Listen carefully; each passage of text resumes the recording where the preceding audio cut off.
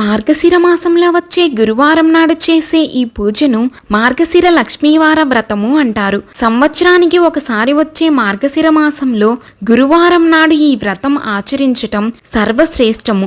ఈ వ్రతము లక్ష్మీదేవికి చాలా ప్రీతికరమైనది అని పరాశర మహర్షి నారదుడికి తెలిపారు. మార్గశిర మాసం నెలలో లక్ష్మీ పూజ చేసుకుని ఈ వ్రతమును ఆచరించటం వలన రుణ సమస్యలు తొలగి సంపద, శ్రేయస్సు మరియు ఆరోగ్యం కలుగునని విశ్వాసం. ఒకనాడు నారదుడు, పరాశరుడు త్రిలోకాలు సంచరిస్తూ సేద తీరటానికి భూలోకంలో ఒక గ్రామానికి చేరుకున్నారు. ఆ సమయంలో ఆ గ్రామంలో 4 వర్ణాల వారు ఇళ్లను ఆవుపేడతో అలికి ముగ్గులు వేశారు. స్త్రీలందరూ తలంటు పోసుకుని కొత్త బట్టలు ధరించారు. లక్ష్మీదేవి పూజ చేయటానికి 4 వర్ణాల వారు ఒక చోటుకు చేరి లక్ష్మీదేవి ప్రీతి కొరకు పూజ చేస్తుండగా వారి భక్తికి ఆశ్చర్యం చెందిన నారదుడు పరాశర మహర్షితో, మహర్షి, ప్రజలందరూ కలిసి ఎంత ఆనందంగా కలిసి చేస్తున్న ఈ పూజ ఏమిటి? నాకు ఈ పూజ గురించి తెలుసుకోవాలని కుతూహలంగా ఉంది. ఈ పూజ గురించి వివరించండి అని అడిగాడు. గురువారం నాడు చేసే ఈ పూజను లక్ష్మీ పూజ అంటారు. సంవత్సరానికి ఒకసారి వచ్చే మార్గశిర మాసంలో ఈ పూజ చేయటానికి శ్రేష్టకరమైనది, లక్ష్మీదేవికి చాలా ప్రీతికరమైనది అని పరాశర మహర్షి నారదమునికి తెలిపారు. నారదుడు, మహనీయ, ఈ పూజను ఇంతకు ముందు ఎవరైనా చేశారా? చేస్తే ఎవరు చేశారు?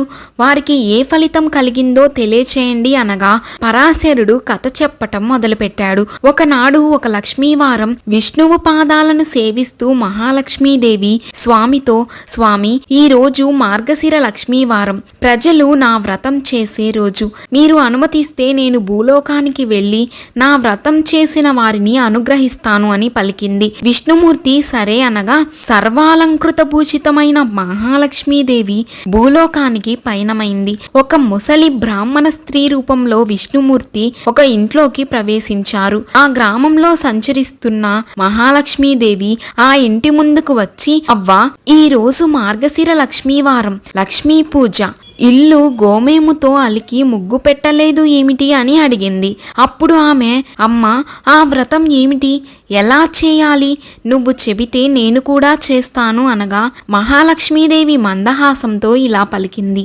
మార్గశిర గురువారం ఉదయమే లేచి ఇల్లు గోమేముతో అలికి ముగ్గులు పెట్టి లక్ష్మీదేవి పాదముద్రలను ముగ్గుతో వేయాలి. కొత్త కొలత పాత్రను తెచ్చి కడిగి ఎండబెట్టాలి. దాని మీదే రకరకాలైన ముగ్గులతో, బొమ్మలతో అందంగా అలంకరించాలి. శుచిగా స్నానం చేసి ఒక పీటను తీసుకుని దానిని కడిగి దాని మీద కొత్త ధాన్యం పోయాలి. దాని మీద కొత్త పాత్రను ఉంచి పసుపు నీటితో కడిగిన ఒక్క చెక్కలను ఉంచాలి. తెల్ల ధాన్యాలను తీసుకుని మనస్సులో కోరికలు చెప్పుకుని కొద్దిగా తెల్ల ధాన్యాన్ని కొలత పాత్ర మీద పోయాలి. ఎరుపు రంగు వస్త్రాన్ని దాని మీద ఉంచి ఎర్రని పూలతో పూజించి శ్రీ మహాలక్ష్మిని తలుచుకొని దీపారాధన చేయాలి. మొదట పాలు నైవేద్యంగా పెట్టాలి. తరువాత నూనె వాడకుండా కేవలం నేతితో చేసిన పిండి వంటలు మాత్రమే నైవేద్యంగా పెట్టాలి. ఇది ఒక విధానం అని అమ్మవారు అవ్వతో రెండో విధానం చెప్పటం మొదలుపెట్టారు. రెండో విధానం చాలా సులభమైనది. మార్గశిర శుద్ధ దశమి తిథి గురువారం వచ్చిన రోజు నిష్ఠతో ఈ వ్రతాన్ని చేస్తే తప్పక సిరి వస్తుంది. ఈ వ్రతం చేసి మంచిగా నైవేద్యం పెడితే లక్ష్మీ కటాక్షం లభిస్తుంది. మనస్సు నిర్మలంగా ఉంచుకొని 10 మందిని పిలిచి వ్రతం చేయాలి. పసుపు కుంకుమలు పంచి పెడితే ఆ ఇంటికి లక్ష్మీదేవి నిలుస్తుంది అని అమ్మవారు అవ్వకు చెప్తుంది. ఈ వ్రతం మాత్రమే కాదు, మరికొన్ని ఆచరించాలి అవ్వ. గురువారం ఉదయమే లేచి పొయ్యిలో బూడిద తీయకపోయినా, ఇల్లు వాకిలి తుడవకపోయినా ఆ ఇంట లక్ష్మి నిలవదు.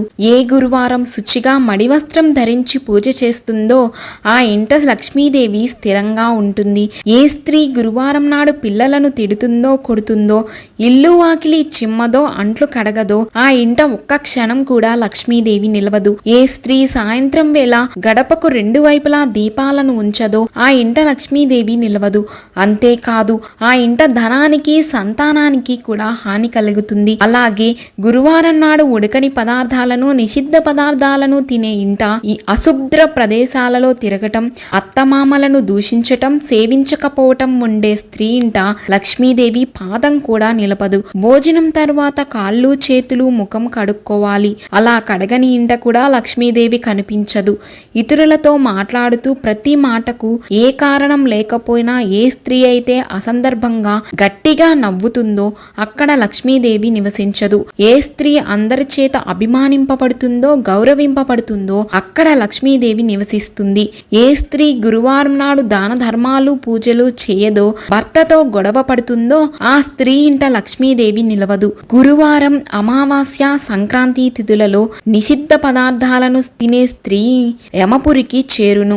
ఈ 3 తిథులలో నిషిద్ధ పదార్థాలను తినకుండా ఏ స్త్రీ అయితే ఉంటుందో లేదా ఈ వ్రతం చేసి లక్ష్మీదేవిని పూజిస్తుందో ఆ ఇల్లు ధనధాన్యాలతో పుత్ర పౌత్రాభివృద్ధులతో వర్ధిల్లుతుంది. భుజించే సమయంలో పడమర దక్షిణ దిక్కులను కూర్చుని భోజనం చేయకూడదు. అలాగే నిత్యం దీపారాధన చేయకుండా ఇంట్లో భోజనం చేయటం తగదు. చీకటి పడిన తరువాత తలకు నూనె రాయకూడదు. కట్టి విప్పిన బట్టలను, మురికిగా ఉన్న బట్టలను ఎక్కడ పడితే అక్కడ పడవేయటమే పెద్ద దరిద్రము. భర్త అనుమతి తీసుకోకుండా అందరి ఇంటికి తిరిగే స్త్రీ ఇంట దైవమందు బ్రాహ్మణుల యందు భక్తి విశ్వాసములు లేనట్టి పూజలు చేయనటువంటి స్త్రీలు ఉన్నటువంటి ఇంట లక్ష్మీదేవి రాదు. నిత్యం దరిద్రం తాండవిస్తుంది అని లక్ష్మీదేవి ఆ ముసలి బ్రాహ్మణ స్త్రీకి వివరించింది. ఆ గ్రామంలో ప్రతి ఇంటిని చూసి రావటానికి బయలుదేరింది. ఆ సమయంలో గ్రామంలో ఉన్న స్త్రీలంతా నిద్రలోనే ఉండడం చూసి లక్ష్మీదేవి ఆశ్చర్యపోయింది. ఆ ఊరి చివరకు వెళ్ళింది. అక్కడ ఒక పేద స్త్రీ ప్రతిరోజు ఇల్లును గోమేమితో అలికి ముగ్గులు పెట్టేది. బియ్యం పిండితో ముగ్గేసేది.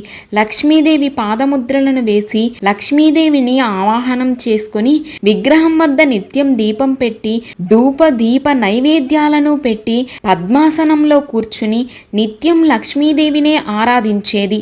ఆ పేద స్త్రీ భక్తికి మెచ్చిన మహాలక్ష్మి ఆమె ఇంట పాదం మోపింది. ఓ భక్తురాలా, నీ భక్తికి మెచ్చాను, వరం కోరుకో ప్రసాదిస్తాను అని పలికింది. సాక్షాత్ లక్ష్మీదేవిని చూడటంతో ఆ స్త్రీకి నోట మాట రాక ఏ కోరిక కోరలేదు. అప్పుడు లక్ష్మీదేవి, నీవు కోరుకోకుండానే నేను వరాలు ఇస్తున్నాను. నీవు మరణించే వరకు సకల సంపదలను అనుభవిస్తావు. మరణం తరువాత వైకుంఠానికి చేరుకుంటావు అని వరాలను ఇచ్చింది. నా వ్రతం విడవకుండా చేయి, విష్ణుమూర్తి అనుగ్రహం కూడా నీకు కలుగుతుంది అని పలికింది. మహాలక్ష్మి చెప్పిన విధంగానే ఆ స్త్రీ లక్ష్మీదేవిని నిత్యం పూజించి సకల సంపదలను భోగభాగ్యాలను అనుభవిస్తూ 5 కుమారులతో ఆనందంగా గడిపింది అంటూ మహర్షి పరాశరుడు నారద మునీంద్రులతో ఈ కథను చెప్పాడు.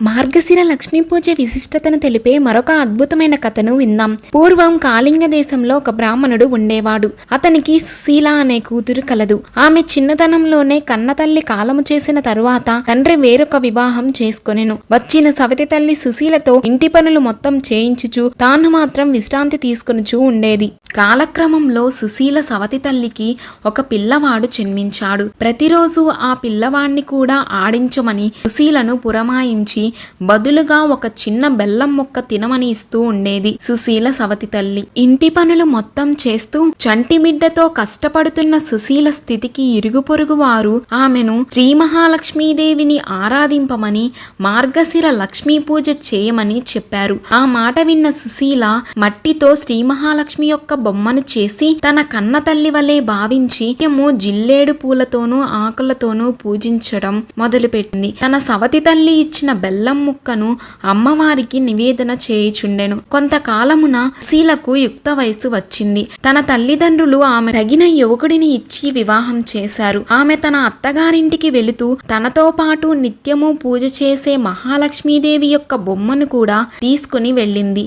అంతటా పుట్టింటిన గల సిరి సంపదలు కూడా సుశీల వెంట వెళ్ళిపోయెను. అత్తగారింటి వారు అకస్మాత్తుగా అభివృద్ధి చెందిన సిరి సంపదలను చూసి తమ కోడలి అదృష్టమును మెచ్చుకొని ఆమెను ఆప్యాయంగా చూసుకుంటూ ఉన్నారు. కొంతకాలమునకు సుశీలకు తన పుట్టింటి వారు దారిద్ర్యమును అనుభవించుచున్నారనే విషయము తెలిసి వారికి సహాయము చేయదలచి తన భర్తను అడుగగా అతను సమ్మతించెను. వెంటనే సుశీల తన తమ్ముడిని పిలిపించి ఒక కర్రకు జోల కట్టి ఆ జోలయందు బంగారు నాణెములను పోసి ఇంటికి తీసుకువెళ్ళమని చెప్పింది. తన అక్క చేసిన సహాయానికి ఆనందభరితుడైన తమ్ముడు తిరుగు ప్రయాణం మొదలుపెట్టాడు. మార్గ మధ్యలో కాలకృత్యముల నిమిత్తం ఆగి తోలెకర్రను ఒక చోట వేశాడు. అప్పుడు ఆ దారిన వెళుతున్న ఒక బాటసారి ఆ కర్రను తీసుకొని పోయాడు. తిరిగి వచ్చిన తమ్ముడు కర్ర కోసం వెతుక్కుని అది కనపడక ఎవరో దొంగతనం చేశారని గ్రహించి చేసేదేమీ లేక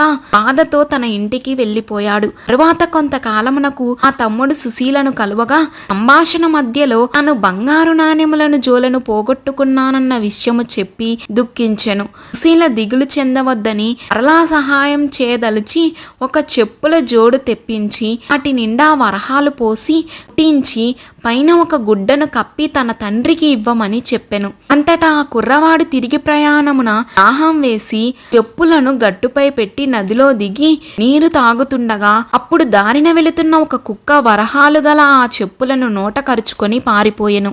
తిరిగి వచ్చిన ఆ కుర్రవాడు చెప్పుల జత కోసం వెతుక్కొని లభించనందువలన ఎవరికీ ఏమీ చెప్పలేక దుఃఖించుచూ ఇంటికి చేరెను. మరికొన్నాళ్లకు అక్కగారు మళ్ళీ తమ్ముణ్ణి పిలిపించి ఇంటి దగ్గర దారిద్ర్యం ఇసుమంతైనా తగ్గలేదని తెలుసుకుని ఒక గుమ్మడికాయను దులిపించి దాని నిండా రత్నాలు పోసి తన తమ్ముడికి ఇచ్చి తల్లిదండ్రులకు ఇవ్వమని చెప్పింది. ఆ పిల్లవాడు అది తీసుకుని వస్తూ ఉండగా సాయంకాలం సమయమున ఒక చెరువు దగ్గరకు చేరి దాని గట్టు మీద ఉంచి సాయం సంధ్యావందనం చేస్తూ ఉన్నాడు. అటుగా వెళుతున్న బాటసారి ఒకడు ఆ గుమ్మడికాయని చూసి పండు బాగుందని తనతో తీసుకుని వెళ్లిపోయాడు. తిరిగి వచ్చిన తమ్ముడు గుమ్మడికాయ కనపడకపోవటంతో తన దురదృష్టమును నిందించుకుంటూ వెళ్లిపోయాడు. ఇంకా కొన్నాళ్లు గడిచాక సుశీల తన పుట్టింటి విషయమును తెలుసుకుని వారిని ఉద్ధరించడం ఎలాగా అని ఆలోచించి భర్త అనుమతిపై పుట్టింటికి వెళ్లి తన పుట్టింటి వారిని దారిద్ర్యమును పోగొట్టుటకు మార్గశిర లక్ష్మీవారం నోము నోచిన ఎడల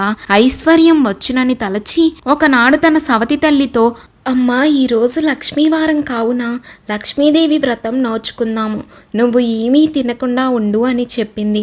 ఆమె కూడా అలాగే, నేనేమైనా చిన్నపిల్లనా, నేనెందుకు తింటాను అని చెప్పింది. పిల్లలకు సద్యన్నం పెట్టి తాను కూడా ఒక ముద్ద తినింది. తీరా కూతురు వచ్చి నోముకు పిలిచేసరికి తాను చేసిన పొరపాటును చెప్పి దుఃఖించింది.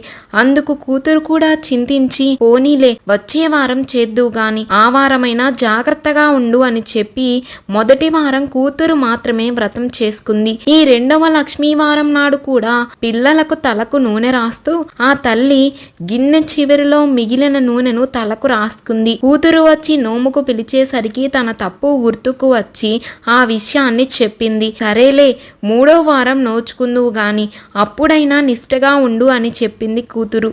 అలాగే అని అన్నది. కానీ ఆ మూడవ లక్ష్మీవారం కూడా ఆ తల్లి పిల్లల తలను దువ్వుతూ తాను కూడా తలను దువ్వేసుకుంది. కూతురికి బాధ వేసింది. ఇలా అయితే నీ దరిద్రం తీరనే తీరదు, మీ బతుకులు మారనే మారవు అని గట్టిగానే చెప్పింది. అంతేకాకుండా ఆ 4వ శుక్రవారం నాడు తల్లిని ఒక గోతిలో కూర్చోపెట్టి ఆ పైన బల్లలను పరిచి తాను ఇంటి పనులు చేసుకోసాగింది. ఈలోగా పిల్లలు వచ్చి ఆ గోతి మీద ఉన్న చెక్కల పైన కూర్చుని అరటి పండ్లు తిని ఆ తొక్కలని చెక్కల సందులో నుంచి గోతిలో వేశారు. అప్పటికే ఆకలితో నకనకలాడుతున్న ఆ తల్లి ఆ అరటి తొక్కలని అమృతపు ముక్కల్లా తినేసింది. కూతురు వచ్చి నోముకు పిలవగానే అరటి తొక్కలను తిన్న విషయం చెప్పేసింది. ఇది విని కూతురు చాలా బాధపడుతుంది. నిజం చెప్తున్న కారణంగా తల్లిని ఏమీ అనలేకపోయింది. కానీ అసలు ఆ పుట్టింటి దరిద్రం పోగొట్టాలంటే తాను మరొకసారి జన్మించాలా అని దుఃఖించింది. అయినా ధైర్యం వహించి, అమ్మ, చివరి లక్ష్మీవారమైనా శ్రద్ధ వహించి వ్రతము నోచుకుంటేనే బాగుపడతారు, లేదంటే నేను కూడా ఏమీ చేయలేను అని చెప్పేసింది. అంతేకాకుండా ఆ చివరి లక్ష్మీవారం నాడు తల్లి కొంగును